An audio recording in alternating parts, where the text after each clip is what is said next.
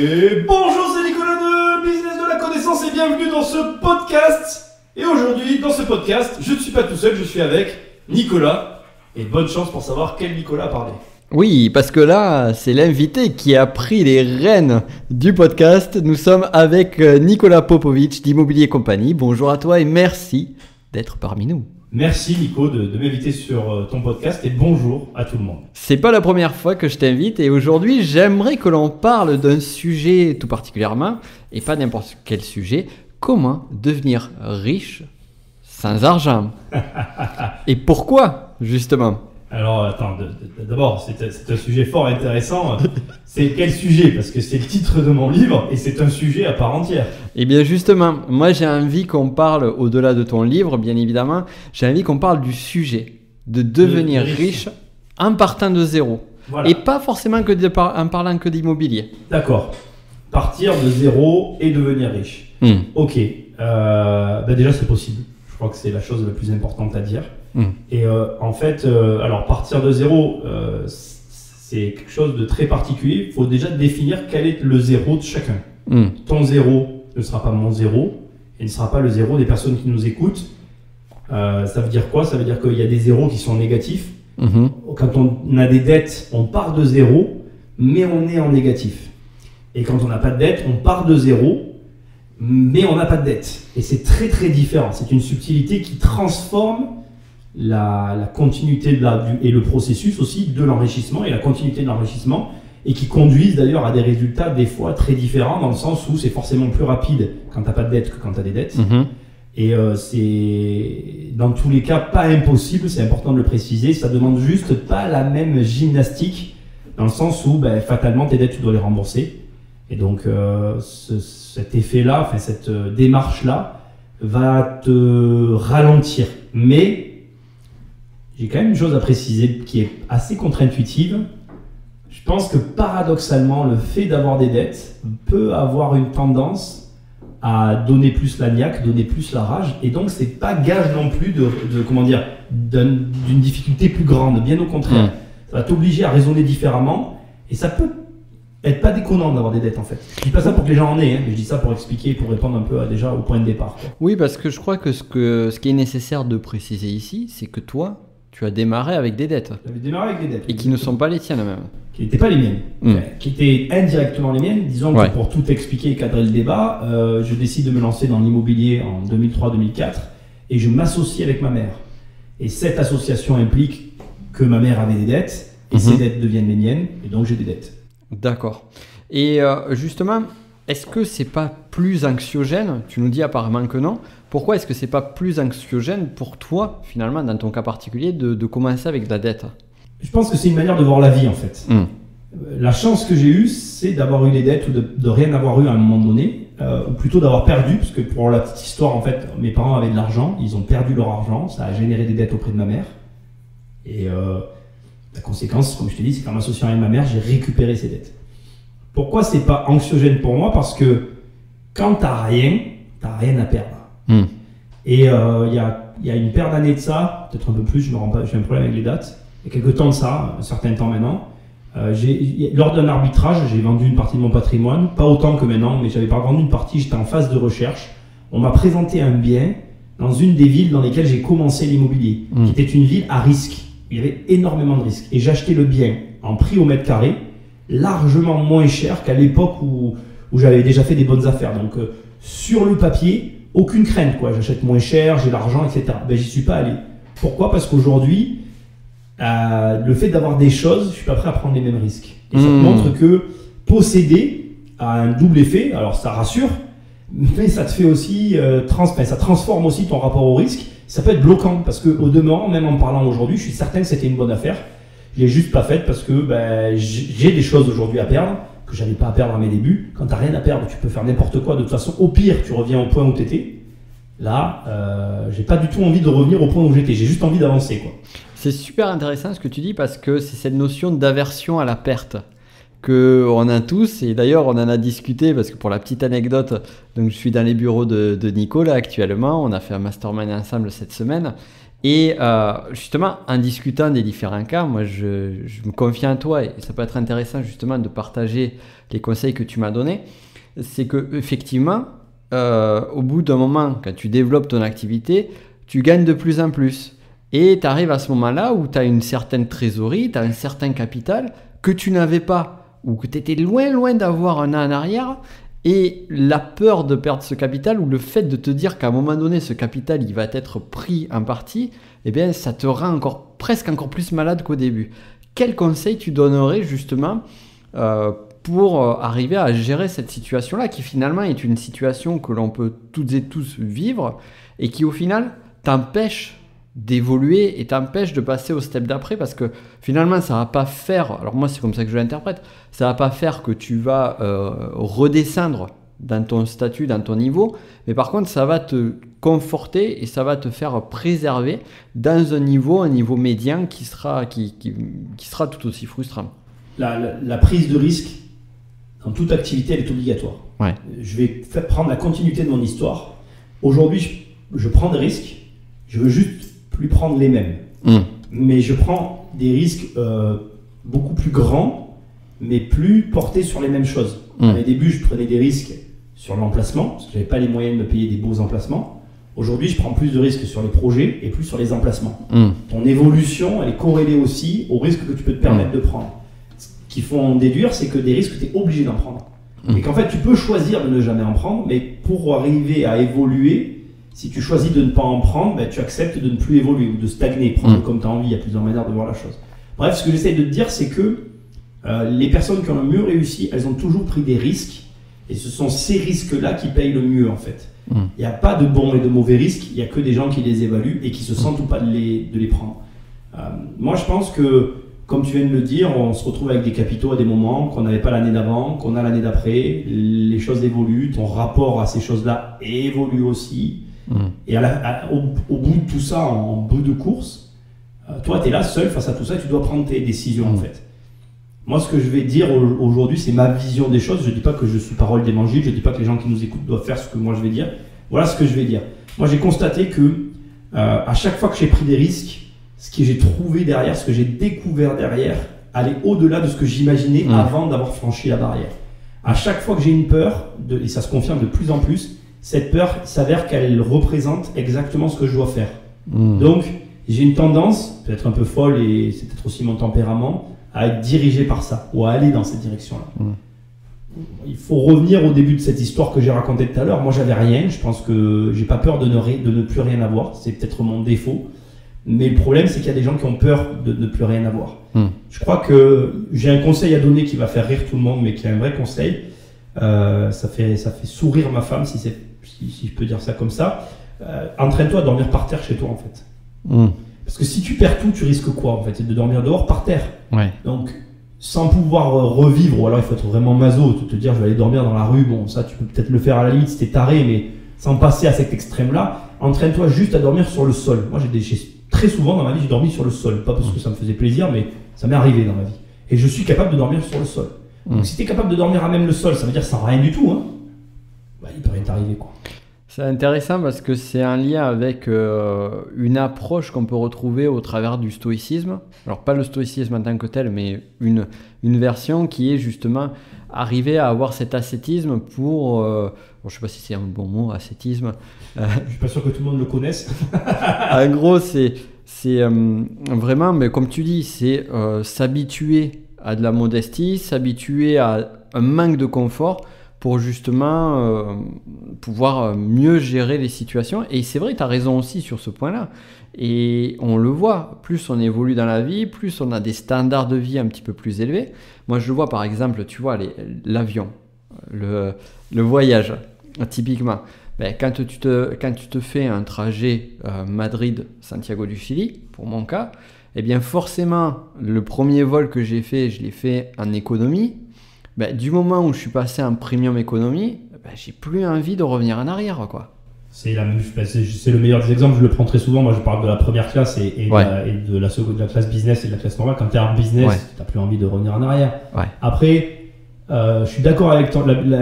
Je vais dans le sens de ce que tu as dit. Je veux juste ajouter un petit truc en plus, c'est que le sens dans lequel je dis, c'est essayer de vivre le pire en fait, pour combattre sa peur, pour se dire, ok, bon ben voilà.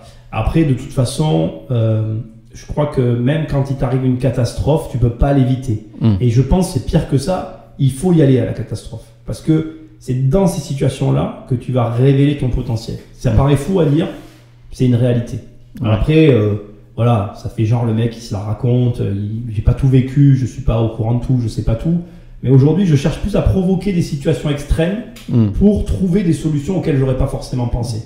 Après, malgré tout, je reste sur ce que je t'ai dit tout à l'heure, j'irai plus dans certaines villes parce que j'ai les moyens de plus y aller. Et parce que si 5% d'1 million, ça fera toujours plus que 10% de 200 000 euros, quoi.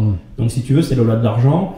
Il faut pas être débile quand tu as la capacité de te payer une certaine sécurité sur un certain niveau, il faut la prendre aussi. Il faut prendre des risques mesurés, voilà, c'est ce que je veux dire. On va dire que plus le risque, tu vas plus le prendre proportionnellement à ta situation, à ton capital, à ce qui se passe à un instant T donné. Puis il faut ajouter une chose à ça, plus tu grossis, si tu sais gérer l'argent, si tu es intelligent, moins tu as de chances de te retrouver à zéro. En tout cas, c'est mon cas. D'accord.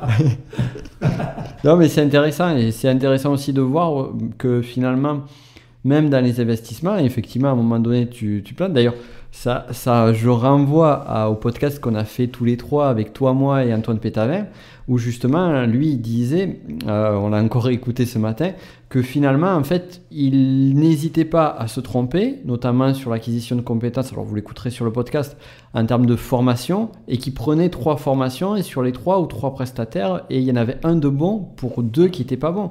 Et accepter justement que ces erreurs-là, si on peut qualifier ça ces erreurs, ou ces mauvaises expériences, sont des sources d'apprentissage. C'est la source d'apprentissage principale. Ouais. Après, tu vas pouvoir trouver des programmes en ligne, des solutions alternatives, mais même en prenant un programme, moi j'ai pas honte de le dire, j'ai un client que j'ai en tête qui a pris mes programmes et qui s'est planté, quoi. Et d'ailleurs qui m'a appelé, qui était en colère, et je sais qu'il a été encore plus en colère de ma réponse parce que il a eu une perte qui est somme toute, je le comprends, qui est importante, une perte à 5 chiffres. Mais pour moi aujourd'hui, une perte à 5 chiffres, c'est, comme je lui dis, c'est rien du tout de mon point de vue. Donc il a été très déçu de ma réaction parce que je pense qu'il s'attendait à ce que je prenne un air grave pour aller dans son sens. Et comme je lui ai dit, parce que faut être réaliste, quand tu as une perte de 10, 15, 20 000 euros, alors peut-être que c'est aussi par rapport à là où j'en suis que je peux me permettre de parler comme ça, mais lui c'était son cas, c'était très grave pour lui et je le comprends. Moi ça m'est déjà arrivé de perdre ces sommes-là. Mais malheureusement, au contraire, quoi. Comme je lui ai dit, et là il était dans un mode, tu sais, bloqué, en mode procès, un mode qui n'était pas du tout le bon mode pour arriver à avancer. Et c'est ce que j'ai essayé de lui dire au téléphone. Je lui ai dit, écoute, tu devrais plutôt essayer de te tourner de l'autre côté, c'est-à-dire de régler tes problèmes, minimiser ta colère, minimiser cette envie de revenir sur quelque chose qui a été fait et d'aller de l'avant. La difficulté de la perte, c'est ça en fait. C'est notre gestion émotionnelle qu'on a par rapport à ça. Mais en vérité, tant qu'on n'y est pas confronté, on ne sait pas comment on va réagir, quoi. Oui, et en plus, ce qui est là, effectivement, c'est un état à un instant T donné. C'est pas parce que tu as perdu effectivement énormément à un instant T donné que ça va pas t'apporter quelque chose de plus fort derrière. Comme on disait, un pas en arrière pour 2 pas en avant. Et puis, pour aller dans ton sens, là, moi, il n'y a pas longtemps, j'ai pas eu un refus de crédit, j'ai eu une absence de réponse de crédit. Et durant le processus, en fait, comme j'ai dépassé certains délais légaux, je savais très pertinemment que je jouais mon dépôt de garantie. Moi, je te parle, je sais toujours pas d'ailleurs, parce que je suis censé avoir un appel pour qu'on me dise si je le récupère ou pas. Je sais toujours pas si je vais le récupérer ou pas. Mais à un moment donné, dans ta tête, tu te dis, bon, tu veux ou pas faire l'opération? Là, tu joues le jeu de te dire, je vais perdre cet argent. Ça fait partie du jeu, en fait. C'est une décision, en fait. Et comme tout dans la vie, beaucoup de choses dépendent de la décision qu'on prend. Je crois que je vais te poser la question plutôt. Tu as déjà joué au poker? Ouais. Je crois que le poker est une des meilleures écoles pour apprendre à gérer l'argent, l'investissement et la prise de risque. Et te connaître aussi. Moi, je ne peux pas jouer au poker avec de l'argent parce que j'ai un comportement financier très agressif. Ouais. Et d'ailleurs, je vais te donner un exemple. Je joue encore des fois au poker avec de l'argent et je ne peux pas jouer avec un débutant. Quand il y a un débutant à table, je ne joue pas. Ah ouais? Oui, parce que les débutants, en fait, font n'importe quoi. Ouais. Et du coup, c'est impossible de jouer avec eux, en fait. Parce que du coup, ils n'ont aucune... Ils n'ont aucune appétence à ce qu'ils sont en train de faire, en tout cas aucune appréciation de leur comportement actuel par rapport au jeu. Ils sont comment on dit, distraits, ils vont pas hésiter à solliciter les autres joueurs. J'ai beaucoup de mal à jouer, je peux pas jouer avec un débutant, et je joue très très peu au poker avec de l'argent parce que j'avoue que je suis quelqu'un de trop... je prends des risques, voilà, tout simplement. Mais c'est facile à comprendre en fait. On revient au début de ta question. Quand tu deviens riche sans avoir d'argent, tu es obligé de prendre des risques. C'est facile de comprendre que je suis un mec qui prend des risques. Ouais, je comprends. Et donc, quel serait le meilleur conseil que tu donnerais à quelqu'un qui veuille, justement, en partant de zéro, alors 0, moins 10, moins 100, ou avec un petit capital, bref, quelqu'un qui commence, quel serait le meilleur conseil que tu pourrais donner à quelqu'un qui commence? Il y en a plusieurs. Je vais commencer par un conseil basique. Ouais. Mais déjà, je vais un peu aller à l'encontre de beaucoup de choses. C'est pas grave de pas savoir ce que tu veux faire ou tu vois bref, peu importe ta situation par rapport à ton travail ou ton comment on appelle ta vocation, on va chercher le terme. Tu as le droit de pas savoir ou de pas avoir de but. Si par exemple tu nous écoutes et tu te dis je veux gagner de l'argent, c'est ok, mais assume-le. Le premier conseil, c'est d'assumer ce que tu veux réellement. Et donc du coup, c'est toujours le même conseil, mais ça va en lien avec ça. Si tu assumes, moi quand j'ai commencé, je voulais gagner de l'argent. Si tu assumes le fait que tu veux gagner de l'argent, fais un choix pour gagner de l'argent. Et donc, ça nous amène sur le deuxième conseil. Si tu fais un choix facile, tu auras une vie difficile. Si tu fais un choix difficile, tu auras une vie facile. Ce qui veut dire que quand tu as fait le choix, quand tu assumes ton choix de dire je veux gagner de l'argent, tu ne sais pas ce que tu veux faire de ta vie. Si après, le premier choix que tu dois faire dans ta vie, il est facile, ça veut dire que c'est pas le bon.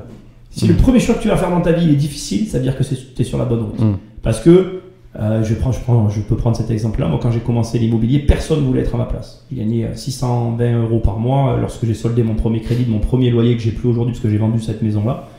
Et personne ne voulait gagner 620 € par mois dans les années 2004, 2005 ou 2006, je ne sais plus en quelle année c'était. Et dans ces années-là, personne n'aurait voulu gagner ça, avoir l'âge que j'avais et la vie que ça m'impliquait avec un si bas niveau de revenus. Mais aujourd'hui, bizarrement, tout le monde veut ma place. Donc ça prouve qu'il y a un moment donné, c'était pas compréhensible ce que je faisais pour tout le monde, donc j'étais sur la bonne route. Et maintenant que tout le monde a bien compris, tout le monde veut faire la même chose, mais ils veulent le résultat d'aujourd'hui, sans passer par le chemin d'il y a 10 ans. Donc c'est compliqué, 15 maintenant. C'est compliqué, tu vois. Et c'est ça où toi tu dois poser ton curseur en fait, quand tu commences. Ouais, ça c'est quelque chose de très difficile. Mais on en a parlé ce matin dans la voiture. Je te racontais que justement j'avais d'anciens amis qui à un moment donné, les chemins de vie changent. Et l'un d'entre eux me disait, tu sais Nicolas, à un moment donné, j'ai arrêté de m'intéresser à ce que tu fais parce que moi j'y croyais pas du tout. Et quand il est revenu il y a quelques temps vers moi, il m'a dit, justement, j'ai compris ce que c'était le business de la connaissance. J'ai vu toute la richesse qu'il y a au-delà de mes résultats financiers qu'il ne connaissait pas. Et donc maintenant, il comprend ces choses-là. Mais c'est super dur au départ parce que, oui, comme tu dis, tu es plus ou moins seul. Alors, tu es seul, oui et non. Moi, ce qui m'a sauvé, et ce qui pourrait sauver peut-être nos auditeurs, c'est que tu es seul du moment où tu es face à un environnement qui ne te comprend pas. Par contre, ce qui est génial, c'est que tu peux avoir des environnements, et je trouve que c'est encore plus fort aujourd'hui, justement avec le web, YouTube et tout ça, de voir des personnes qui ont fait ce que tu as fait ou qui sont dans les mêmes chemins que tu es toi. Et du coup, tu te dis, c'est possible. Et ça, c'est un vrai point d'appui, je trouve. Tu viens de le résumer. C'est vrai que Internet, pour ça, c'est vraiment génial. Ça recrée des communautés. Moi, à mon époque, il n'y avait pas ça. Je n'avais pas de personnes vers qui me tourner. J'avais des amis, heureusement, mais il y avait cette incompréhension. Et tu as tout résumé, en fait. C'est exactement ça. C'est vrai qu'aujourd'hui, Internet, pour moi, c'est un vrai plus. Ouais. Plus. Totalement. Donc, ton livre nous parle d'argent, alors. Il parle de devenir riche. Pour expliquer quand même, devenir riche sans argent, c'est le titre de mon livre. Ouais. Et pas que. Ouais, ça parle d'argent bien évidemment, mais pas que. C'est un livre qui parle un peu de la vie aussi et de comportement pour te permettre, on va dire pas de devenir riche, mais en tout cas d'avoir une vie riche. Je vais te poser une question. L'argent fait-il le bonheur ? Écoute, c'est marrant parce que je ne peux pas répondre à la question parce qu'en vérité, ça serait ma réponse et je pense que chacun a sa réponse. Mais il y a une chose que je sais en tout cas, c'est que ceux qui n'en ont pas en veulent. Et quand tu n'en as pas, tu en veux toujours plus en fait. Et quand tu en as, plutôt c'est ça, quand tu en as, tu en veux toujours plus parce que on va dire généralement, on sait quoi faire de l'argent. Il y a des gens qui veulent pas plus d'argent, ça existe, je vais pas le remettre en cause. Je suis pas sûr que ce soit la clé du bonheur. Je pense que c'est un des pans du bonheur, mais que, par exemple, si tu as des rêves, l'argent te permettant de les réaliser, il est forcément une des parties du puzzle.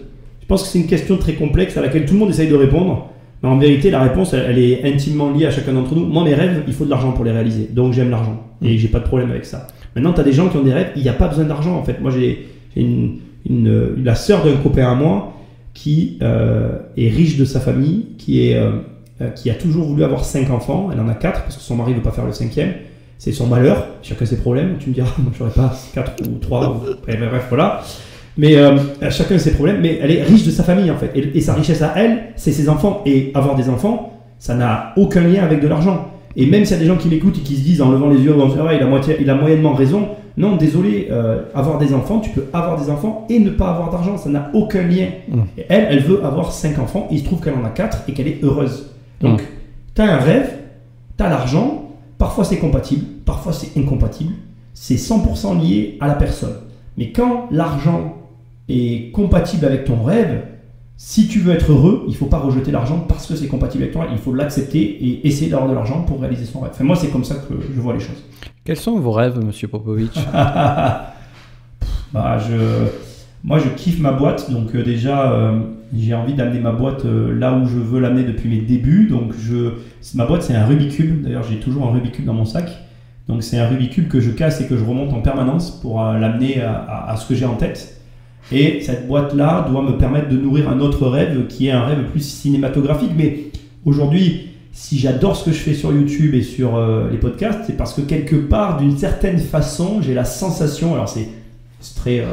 faut pas le prendre au premier degré, ce que je vais dire, c'est du 3e, 4e, 5e degré, je fais pas du tout du cinéma, tu vois, mais je touche du doigt mon rêve en fait, c'est-à-dire produire des vidéos, ça m'a donné vraiment, ça m'a fait me prendre conscience que à un moment donné ou à un autre, la bascule va devoir se faire, et je veux basculer dans le cinéma, et peut-être même le dessin animé, tu vois. Pour l'instant, c'est trop tôt, parce que c'est pas le moment. Je veux finir mon projet professionnel et ma boîte que je suis en train de construire. Et quand elle sera terminée, ce qui est pas... Il n'y en a pas pour 15 ans maintenant, j'ai fait le plus gros, je basculerai sur autre chose. J'imagine que tu t'es intéressé au personnage de Walt Disney. Pas comme tu l'imagines, non. Ouais. Je m'y suis intéressé, mais sûrement pas de la même façon que toi, en fait. D'accord. Parce que toi, tu t'y es intéressé du côté entrepreneurial. Ouais. Et pour le coup, moi, je m'y suis intéressé du côté créatif. Donc, c'est une approche totalement différente. J'ai beaucoup regardé la façon dont il avait de produire ses dessins animés, l'approche qu'il en avait. Je suis pas dans si demain je faisais des dessins animés, c'est ce que j'idéaliserais faire. Je sais pas si je ferais des films ou des dessins animés. Je ne partirais pas dans cet axe-là. Pas dans l'axe de Walt Disney. Par contre, niveau créatif, j'adore la construction de ce qu'il a pu faire, quoi, voilà. Mais c'est pas mon axe. Non, moi j'aimerais faire des dessins animés pour adultes. Ce serait vraiment un axe très différent de l'axe de Walter Disney. D'accord, ouais, c'est intéressant. C'est intéressant de voir ça. Et au niveau des... si on en revient justement à ton livre, donc tu nous parles d'argent, de finances, et tu parles aussi beaucoup d'immobilier. Non. Non. C'est un livre que j'ai pas voulu immobilier, même si, je vais pas te mentir, et tous ceux qui le lisent me disent, Nicolas, c'est un livre immobilier. Et il faut savoir que je veux pas que les gens s'attendent en achetant ça à trouver des techniques immobilières. J'écrirai un livre sur l'immobilier, pour tout te dire que j'ai commencé, mais que j'écris tranquillement, parce que je l'écris tranquillement. Mais c'est pas du tout un livre technique sur l'immobilier. J'en ferai un, mais pas tout de suite. C'est un livre vraiment... En fait, c'est un livre pour moi que je voulais comme étant concurrent, c'est un grand mot. Je voulais l'opposer à l'autoroute du millionnaire. Et il se trouve qu'aujourd'hui, on le compare à Père riche, Père pauvre. Ce qui me fait très plaisir parce que c'est au-dessus pour moi, Père riche, Père pauvre, que l'autoroute du millionnaire. Mais aujourd'hui, il est beaucoup comparé à Père riche, Père pauvre, donc ça me fait encore plus plaisir. J'avais pas cette prétention, même si l'autoroute du millionnaire, c'était déjà prétentieux, je pense. Pourquoi tu voulais l'opposer à un sens idée contraire? Ouais, non, pas idée contraire, dans le sens construction. Ce que je reproche au livre, parce que moi j'ai lu des livres comme Père riche, Père pauvre, comme l'autoroute du millionnaire, j'ai lu tous ces livres-là. Et je leur reproche pas, c'est pas un reproche, j'avais un comment je vais te dire ça, quand je lisais ces livres, je trouvais que l'écart entre le moment que choisissaient de raconter les auteurs dans le livre de leur vie, c'est-à-dire qu'ils décidaient de raconter un moment de leur vie dans leur bouquin, le moment qu'ils décidaient de raconter Et moi, où j'en étais au moment où je lisais le livre, il y avait un écart trop grand. Et même si dans l'histoire, à chaque fois, chacun des auteurs a le même processus, c'est-à-dire par moment, ils reviennent un petit peu en arrière, je trouvais qu'il y avait un trou énorme entre leur réussite qu'ils affichaient dans les bouquins. C'est vrai. Et mon point à moi de départ. Je ne trouvais pas de livre où finalement, je pouvais me dire, je m'identifie à l'auteur dans son processus. Et il existe des livres aujourd'hui très peu sérieux de mon point de vue, où on te raconte voilà, des livres où il y a le mot rentier à tout va dedans, mais où malheureusement, quand tu regardes soit les méthodes employées, soit, comment je vais dire ça, soit quand tu vois le fond de l'histoire et que tu fais les comptes et tu te rends compte en fait il y a une arnaque quelque part, bon elle n'est pas écrite mais tu comprends qu'il y a un problème, il n'y avait aucun livre aujourd'hui pour moi qui avait le courage de te dire ben voilà, moi je suis né dans la rue, je viens du trottoir, du caniveau même. Enfin, moi, comme bon, c'est une image pas très élégante, mais je dis raclure de bidet. Bon, c'est une expression de la région, mais bon voilà. Je viens de nulle part, quoi. Et voilà comment j'ai fait avec des petites brindilles pour arriver à construire quelque chose. Et j'avais vraiment la volonté de montrer, parce que moi, c'est vraiment, voilà, j'ai commencé à vendre des cartes Dragon Ball Z dans ma cour de récré. Aujourd'hui, il n'y a personne qui ne peut pas le faire, quoi. C'est-à-dire que les gens qui nous écoutent, il n'y a rien qui les empêche de vendre des cartes. Alors, ils ne sont peut-être pas dans une cour de récré, tu vois, mais il n'y avait pas de barrière à l'entrée. Il n'y a pas de barrière à l'entrée financière, quoi. J'ai juste eu une idée et je l'explique dans le bouquin. Elle est très simple, voilà, et tout le monde est capable de faire ce que j'ai fait, quoi. Voilà. D'accord. Jusqu'à même très longtemps, parce que le livre vraiment se concentre sur cette partie de ma vie. C'est-à-dire que on part vraiment du moment où mes parents font faillite et que je le vis et que j'ai plus d'argent, parce que je le vis très jeune. Et on arrive au moment, on s'arrête au moment où je commence à en gagner. J'ai vraiment choisi justement exprès ce passage qu'on ne trouve pas chez les autres en fait. Tu sais à quoi ça me fait penser ça? Ça me fait penser au film À la poursuite du bonheur de Will Smith. Exactement. Où tu es frustré parce que tu te dis putain je veux le voir gagner du fric. Ouais. Ben j'ai fait exactement ça. Exactement, tu as tout à fait compris le truc. Quoi. Il y a comme dans le même style le film d'Eminem 8 Miles que j'adore. Exactement aussi j'adore ce film. Et pareil j'avais eu la frustration parce que je me suis dit mais tu vas comprendre, parce que moi j'aime bien comprendre l'envers du décor, le succès d'Eminem. Mais en fait paradoxalement effectivement tu le vois juste, le film se finit sur une battle qui réussit alors qu'il galère au départ. Le film se finit là, donc tu es hyper frustré. Mais en même temps, je trouve c'est intéressant parce qu'en fait, tout est là. C'est ça. Et c'est ça qu'on n'arrive pas à percevoir, ouais. C'est ce que j'ai essayé de faire avec le livre. Et j'ai vraiment aussi, je me suis mis un point d'honneur, mais je le dis à tout va parce que je vois que ça existe et je vois les commentaires sur d'autres livres. Il n'y a vraiment aucun lien vers mon site. J'ai tout nettoyé, je voulais vraiment pas que ce soit un bouquin promotionnel de je ne sais quoi, c'est un livre quoi. Il y a vraiment tout, j'ai même pas de problème à dire dans ce bouquin tout ce que je sais en termes de technique financière parce que aujourd'hui je suis tellement loin de cette histoire. En réalité, même si quelqu'un derrière prend un de mes programmes, de toute façon en ayant lu le livre, il apprendra encore de nouvelles choses parce qu'il y a trop d'écart avec la personne que je suis aujourd'hui quoi. Voilà. Je dirais qu'il y a bien facilement 7 à 8 ans d'écart entre ma personne d'aujourd'hui et la fin du livre, tu vois. Et en 7 ans. Enfin, crois-moi, en fait, plus tu grandis financièrement, plus il se passe des choses impressionnantes, en fait, qui n'ont rien à voir avec le début. Et du coup, donc toi, aujourd'hui, tu as un stade d'après. Est-ce que le livre, aujourd'hui, peut être encore utile à toi-même?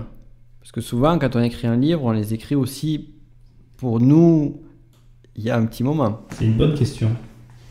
C'est marrant parce que dans la dernière relecture, je me suis effectivement dit qu'il y a des choses aujourd'hui que j'aurais écrit différemment. Ouais. Parce que je les vois différemment. Mais en fait, si tu veux, je peux pas non plus mentir au lectorat. C'est-à-dire qu'au moment où j'ai écrit le livre, je les voyais comme ça. Il y a eu des passages. Il y a des passages qui sont compliqués pour moi parce qu'aujourd'hui, je vois les choses. Il y a des choses que je vois pas de la même façon. Voilà. C'est compliqué. Je dirais qu'aujourd'hui, quelqu'un qui commence pourra très bien s'en servir. Je peux te faire ce retour-là parce que je connais quelqu'un qui est très avancé, qui l'a lu, il n'a rien appris. D'accord. Voilà, tu vois, c'est vrai que quelqu'un qui commence à être très avancé va peut-être être sur sa fin parce que tout ce qu'il y a dedans, il va le savoir en fait. C'est clair qu'on est sûrement, c'est certain qu'on est sur des gens qui commencent quoi. D'accord. C'est quoi que tu entends par très avancé? Ah ben gros patrimoine quoi, des millions d'euros de patrimoine. D'accord. Okay. Moi je dirais que ce bouquin il peut servir à des gens qui ont juste dépassé le million, juste de 0 à 1 million d'euros de patrimoine ou qui vont juste dépasser le million d'euros. D'accord. Même des gens qui ont 1 million d'euros de patrimoine en dette, c'est-à-dire qu'ils vont avoir 1 million d'euros de crédit à la banque, ils vont apprendre des trucs dans ce bouquin, c'est certain en fait. Quand tu vas commencer à avoir 3, 4, 5, 7, tu vois que tu commences à avoir plus de millions, je pense que Après, l'histoire, tu peux l'aimer, te dire voilà, parce que c'est quand même une histoire, donc tu peux quand même aimer l'histoire, ça c'est indépendamment du reste. En termes d'apprentissage, je le sais pas en fait. Après, je sais juste que j'ai une personne que je connais qui m'a fait un retour en me disant tout est vrai, j'ai adoré ton livre et tout, mais j'ai rien appris. D'accord. Mais il avait un très gros patrimoine. Voilà. Ouais. Oui, donc là on est vraiment sur des cas particuliers et effectivement, je pense qu'au-delà de ça, c'est une personne qui n'est pas le public de ton livre aussi. Parce que finalement, si cette personne-là sait faire beaucoup d'argent et dupliquer son argent, effectivement, c'est pas ton public. Parce qu'il y a quand même une approche éducative sur ton livre. Ah, complètement. Ouais. La deuxième partie, c'est de la théorie. C'est quoi ton souhait pour les mettre en place, quoi. C'est quoi ton souhait, toi, d'un point de vue éducatif par rapport à l'argent? Je me suis rendu compte aujourd'hui que j'avais vraiment envie d'essayer d'aider les personnes moi, j'ai vécu il n'y a pas longtemps, il y a quelques mois maintenant, une très grosse transformation par rapport à tout un tas de trucs, vraiment violente par rapport à toutes les transformations que j'ai pu vivre. On va dire que 2019 a été une année de choc en matière de remise en question sur ma manière de voir le business, etc. J'ai vécu une très grosse transformation l'année dernière que je suis en train de mettre en place, qui a été assez violente aussi à mener. Et j'ai pris conscience qu'en fait, cette transformation que j'ai eu la chance de vivre, j'aimerais la faire vivre à d'autres.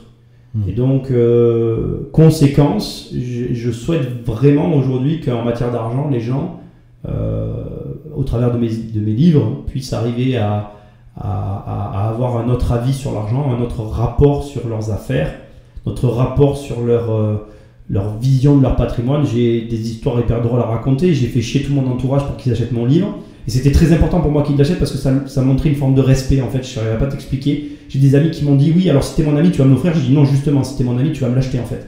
Parce que pour moi c'était... bon bref, passons, on va pas parler de ça, c'était l'inverse en fait, mais c'était ma vision des choses. Et je suis super content parce qu'ils l'ont payé, ils l'ont lu et j'ai vraiment beaucoup d'amis à moi qui une fois qu'ils l'avaient lu sont revenus vers moi en me disant ton livre m'a fait réfléchir à mon patrimoine et il m'a changé. Et alors que je leur avais demandé d'acheter le livre, tu sais, pour le plaisir qui s'y trouve à l'intérieur en fait, et pas forcément pour les changer. Et cette conséquence, elle m'a fait me dire, mec, en fait, c'est ça qu'il faut que tu fasses, proposer des produits qui changent la vision des gens sur l'argent. Et aujourd'hui, tout ce que je suis en train de faire est vraiment dans cet axe-là. Ouais, donc tout en restant sur un fonds d'immobilier, parce que ça reste mon métier, quoi. Ouais, c'est intéressant. Donc du coup, tu as cette grande cause qui t'anime. Et est-ce que cette cause-là, elle t'a toujours animé ou tu t'en es rendu compte tardivement, j'en suis rendu compte. Tardivement. Ouais. Parle-nous de ce changement-là. C'est quoi qui t'a amené? Quel a été le déclencheur de cette prise de conscience? Tu passes ta vie à évoluer dans un milieu, mais ce que je dis est valable pour tout le monde en fait. Puis un jour, tu t'es extrait de ce milieu. Moi, j'ai été invité en fait ailleurs. Je me retrouve dans un autre milieu, voilà, en gros, je vais mettre des chiffres. Ça a commencé l'année dernière parce que je vais à un repas, je rencontre un mec. Moi, j'évolue dans un milieu où les gens ont beaucoup de logements, donc on est dans des logements du type 2, 3, 4, 500 logements. Voilà, c'est le milieu que moi je connais, ça c'est mon univers. Et puis là, je rencontre un mec qui a plus de 1000 apparts, donc je me prends une énorme claque. Et puis en parlant avec lui, en plus, c'était pas une rencontre, préparée ni rien, c'est un fortuit, quoi. C'est-à-dire, je me retrouve assis à côté de lui, on a un échange, on discute comme ça. En parlant avec, il me dit qu'il a ce patrimoine-là. Je fais un calcul rapide dans ma tête, sans lui poser des questions directes. Je pose des questions indirectes, on a un échange. Je pose des questions anodines sur tout un tas de choses de son patrimoine. Chacune des réponses qu'il fait ne correspond en rien à ce que je fais dans mon quotidien. Donc quand toi, t'es pas à 100 appart, tu y arrives tranquillement, mais t'en es pas encore là, et que tu parles à un mec qui en a plus de 1000 et qui fait rien de ce que tu fais, c'est facile de comprendre que c'est toi qui as tort, quoi. Donc là, j'ai eu un premier choc, on va dire, violent, qui me fait me dire, bon... il y a un problème dans ton organisation, parce que ce mec-là a en tout cas atteint un palier que je ne savais même pas qu'il existait en fait, donc je découvre un nouvel univers. Et après je vais ailleurs, où là c'est encore un autre délire, je rencontre une personne qui est l'employé d'une autre personne qui lui a plus de 250 000 appartements. Bon là, déjà la fois d'avant j'ai pris une grosse claque, là j'ai pris un mur, sauf que le mur m'a arrêté net. Et ça a fini de me faire me décider, de me dire bon ben voilà, j'ai voulu dans un milieu, je veux changer de milieu, je veux passer à autre chose. Donc là, je mets en œuvre tout un système pour passer à l'étape supérieure. Et pour l'instant, ne serait-ce que dans les expériences, je suis pas encore passé à l'acte. Je suis en train de vivre des expériences. Ne serait-ce que dans les expériences, j'ai déjà plus vécu de choses qui m'ont encore plus enrichi ces derniers mois que dans toutes les autres années de ma vie où j'étais sur un chemin qui n'a rien à voir avec lequel je suis aujourd'hui, quoi. C'est sur lequel je suis aujourd'hui, tu as compris. Ouais, tout à fait. Voilà. Donc changement de milieu en fait, pour répondre à ta question, un changement de milieu qui a créé en moi une remise en question, et il faut quand même préciser une chose, je veux quand même le dire, on parle de personnes internationales, c'est-à-dire que ce ne sont pas des gens qui sont en France. Je veux quand même le préciser parce que voilà, je pense que c'est important pour que les gens qui nous entendent, ils ne se disent pas, alors oui, ils ont des pieds-à-terre en France et on peut les croiser en France, mais ce ne sont pas des gens qui ont fait cette fortune-là en France. Et donc j'imagine que ça t'a amené à détruire, déconstruire des choses pour reconstruire derrière. Oui, c'est exactement ça. Détruire, c'est exact. Tu peux pas mieux te... Oui, exactement ce que j'ai dû faire. C'est difficile. Oui, parce que en fait, je crois que la plupart des gens qui nous écoutent et beaucoup de personnes seraient restés comme j'étais en fait. Ouais. C'est-à-dire que oui, c'est difficile parce que même aujourd'hui, j'ai fait certains choix où je me dis, je sais pas encore si j'ai eu raison en fait. Là, au moment où on parle, en fait, comme je ne suis pas plus avancé, je n'ai pas la réponse en fait. J'avance semaine après semaine, jour après jour. Je suis on a fini la déconstruction, on est sur la fin de la déconstruction et on est dans l'amorce de la reconstruction. Donc, c'est maintenant qu'on va voir. Mais j'ai pas encore vu. Donc, difficile, très difficile. Jusqu'où tu vas t'arrêter dans l'immobilier? Parce que j'ai l'impression qu'à chaque étape, tu as toujours un peu plus faim. Non, là vraiment, je pense en tout cas que j'ai compris, là j'ai vraiment compris les différentes étapes qui permettent de construire un gros patrimoine. Je ne veux pas dire ça pour me vanter, mais je pense vraiment les avoir compris, en tout cas pour arriver à des chiffres indécents. Donc maintenant je mets en place, vraiment je suis en train de mettre en place, et je pense que je dis pas qu'on ne peut jamais savoir si on a la bonne formule, j'ai une formule qui m'apparaît comme étant celle qui va me permettre de. Donc je mets en place. Et après, je vais piloter, je pense. Parce que vraiment, j'ai compris. Voilà. J'ai compris ce que je n'avais pas compris avant. Après, voilà, ça fait prétentieux, donc j'aime pas ces termes-là, mais je vois des choses que je ne voyais pas avant. Et je le vois d'autant plus que aujourd'hui, je me suis déchargé de tout un pan de l'activité. Je m'en suis mal déchargé, je vais le reconnaître. Pour l'instant, on n'est pas dans la version finale de ce que je suis en train de créer. Quand ça sera fini, encore une fois, je pourrais te dire que j'ai vraiment réussi. Mais en tout cas, j'ai la vision, je ne l'avais pas avant. Tu vois ce que je veux dire? C'est déjà, pour moi, rien que ça, c'est énorme en fait. De te dire, c'est ça que je dois faire. Parce qu'avant, tu te disais pas ça et du coup, tu avances, tu es submergé. Tous les jours, tu as plus de travail, tu vois plus le bout du tunnel. Tu te dis, voilà, après, je suis bloqué. Donc, comment je vais faire? On verra à ce moment-là. Là, c'est plus pareil. Là, je vois clair dans les étapes. Je sais qui j'ai embauché, qui je dois prendre, comment, pourquoi. C'est assez clair. Ça, c'est cool. C'est cool d'y voir clair. Tout commence par la vision. Et termine par la vision. C'est ce que tu comprends, ce dont tu rêves, ce que tu vois. Tu peux le faire en fait. Mais il faut le voir en fait. C'est vraiment ça. Hein. Si tu parles avec des personnes et que, par exemple, tu parles avec... Imaginons, tu vois, on va prendre le cas des 250 000 appartements. Tu pourrais ne pas... Moi, quand je rencontre ce mec, je pourrais ne pas croire que ça existe. Tu pourrais te dire c'est impossible. Tu as le droit de te dire ça, je le comprendrai.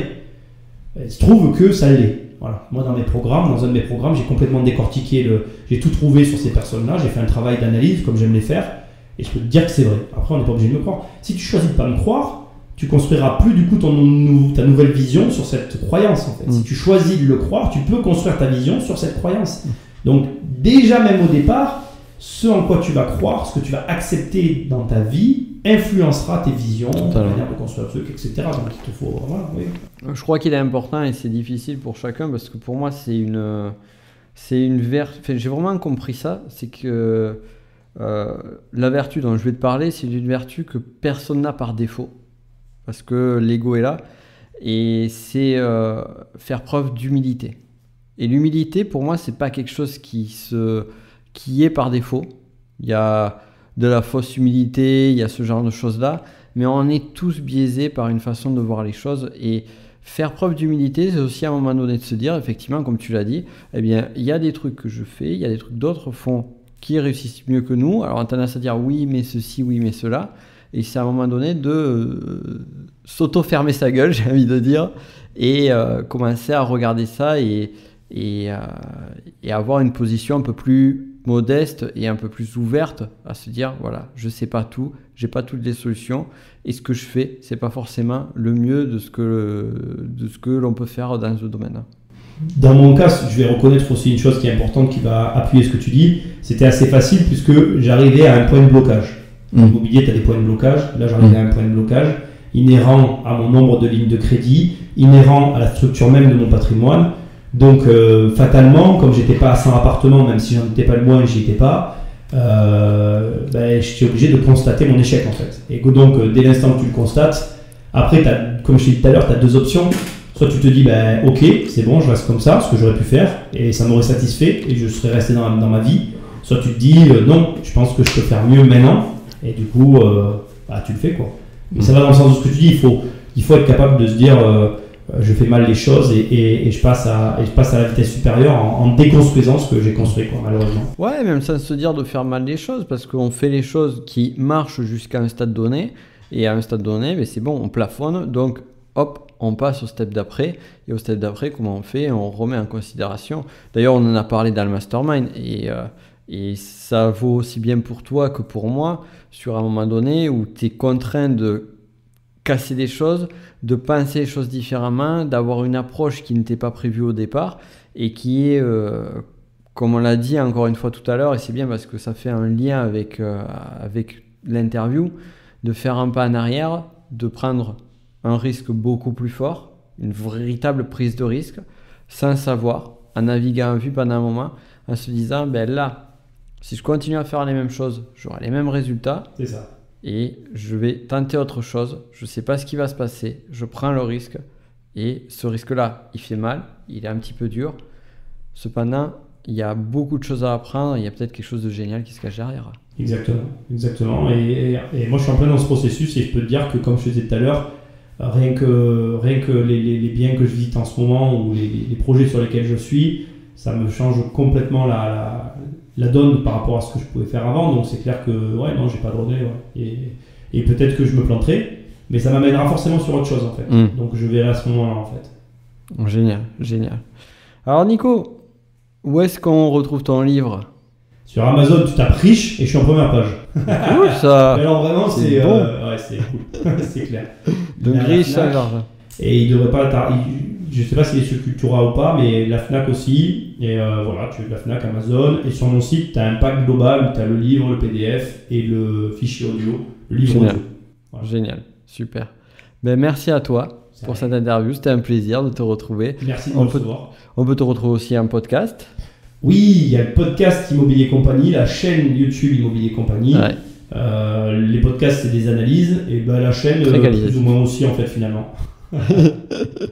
Super, allez voir ça, c'est du travail de très grande qualité. De toute façon, les liens seront en description. Je te remercie pour tout, c'était un plaisir. Merci à toi, Nico. Et à très vite. À bientôt. Merci à toi d'avoir écouté ce podcast et j'espère que tu auras pu en apprécier toute la qualité. C'était vraiment un plaisir, un bonheur de faire cette interview. Donc si tu as aimé ce podcast, ce qui serait vraiment génial, ce serait d'en parler autour de toi, pourquoi pas le partager et également mettre une note, un 5 étoiles sur Apple Podcast si tu es sur cette plateforme-là et un petit commentaire. C'est juste génial, c'est juste hyper aidant pour pouvoir diffuser au maximum ce podcast sur lequel je m'engage. Bien évidemment, comme toujours, à t'amener un maximum de qualité et de contenu. C'était un plaisir de passer ce moment avec toi, c'était un plaisir de pouvoir partager avec toi cette superbe interview et je te dis à très vite pour d'autres conseils et d'autres aventures. Ciao!